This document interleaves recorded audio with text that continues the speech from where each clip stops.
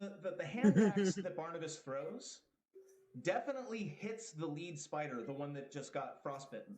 But I do want to make it pretty clear that Echo does have to dodge the axe for it to get to the spider. Like he probably wasn't aiming at the goblin. The dwarf probably wasn't aiming at the goblin. Maybe. If we're using rule of cool, can the axe have passed through the bindings on its way to the spider? She puts it up. Absolutely, yes. Absolutely, yes. Barnabas, please put away the axe. What? No, I have not even looked at Barnabas. He reluctantly puts the battle axe back in its holster. You're Echo. Hello. I'm Echo. Hi. Barnabas looks at the goblin, and then looks at all of you, and then looks at the goblin, and then looks back at all of you, and just shrugs and kind of shakes his head and goes, "I'm gonna go make a safe camp in case y'all get yourselves hurt." He starts walking out towards the front, or towards the entrance of the Citadel. It was lovely to meet you. It was Barnabas's keen instincts and judgment of character that assured us that you were not an immediate threat. I do appreciate that. I say retconning the axe throw to being deliberate. You're not able, even with those results, to determine where Barnabas may have gone most recently.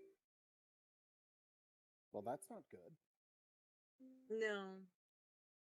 But on the other hand, if anybody can handle themselves, it's Barnabas. Okay. I guess we just wait here for him, and if he doesn't show up, then we get worried. I don't know your friend. Barnabas, Boulder Shoulder, is going to go ahead and attack Echo with his battle axe. You're a goblin. Please, God. He misses again. I told you Barnabas was an excellent judge of character. He would never attack a friend. Yes. So he misses. He tries. You can tell that he is clearly fighting against himself as he is attacking you, which gives you that moment that you need to be right where the axe was going to be a second ago. He will not be able to throw off yet the tree's influence, so he will go ahead and attack Echo with his battle axe. Misses again.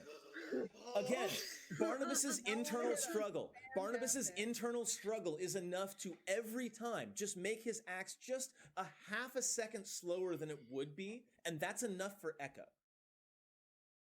So no, I won't bonus action disengage.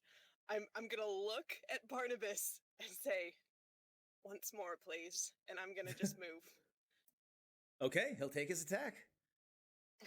Please don't hit me. Please don't hit me. Please don't hit me. Here we go. Are you ready? You ready for this? No. Here it comes.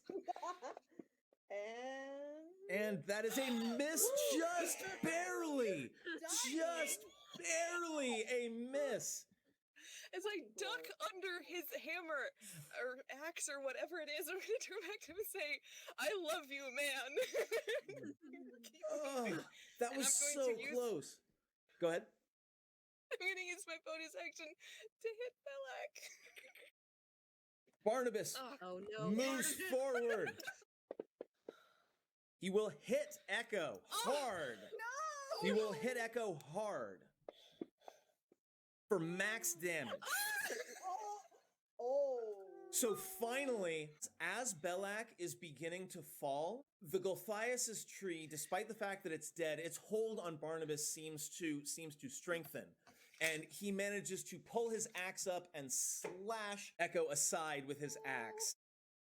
I'm gonna get to my knees, turn to Barnabas, and try to grab one of his hands, not to stop him, but to slow him.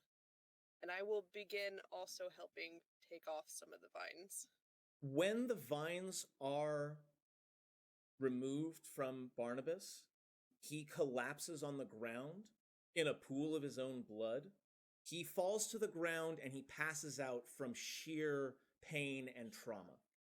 Can I do a medicine check to help stabilize him? You do the medicine check. You definitely note that he's dying from the shock. And there is nothing that you think you can do with your medicine skill to save him from that fate. it turns that network of vine wounds into a network of vine scars. And he will shake his head and he'll stand up and look up at all of you and go, I am so sorry. I just give him a hug and I say it was enough. Yeah, I'm about to say, I think we all kind of hug. This is a group hug moment. I feel. How about you, Barnabas? You want to go back down in the crazy basement? He just stares at you. We'll take that as a no. Look, Expressionless. I get it. And I'm gonna look to Barnabas and I'll be like, come on, you can kill this thing, and I'll back up. Barnabas looks at you and nods. He reaches into his pack and he pulls out a flagon of oil.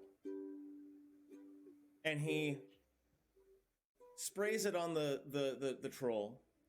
And he will pull a sulfur match and just throw it. And the fire damage will consume the troll and render it a pile of ash in the sarcophagus. Barnabas looks up at all at you and says, without fire, it just would have kept getting up. Ah! Did not learn that in school. Things that could have been useful to know. So I'll go up to him and like do the elbow nudge of like, see, I knew you could do it. I'll take a step forward, like right next to Barnabas, and be like, wait, what are you the king of? Are you king of this? And I'll point towards the town. No. Oh, Hicks. Ooh, fan. I think it's Citadel Felbar that he is the king of. So it is a small-ish to medium-sized dwarven kingdom. He tells me that, and I just go like, so from one citadel to another, huh? Oh. Lord, Your Majesty. Oh, for God's sake. I'm really gonna. Would pull him aside and say, I know you had a pretty bad time in the Citadel. I had a pretty bad time when your sword was in my chest. But I'd really like the opportunity to see that smile again, and I'll hand him the flyer for my performance troupe. I'll leave it at that. He looks at the flyer, and he looks at you, and he says, it was an axe. It was from behind. It was kind of hard to tell with the blade in the... Yeah, no, yes, that. And then he smiles again.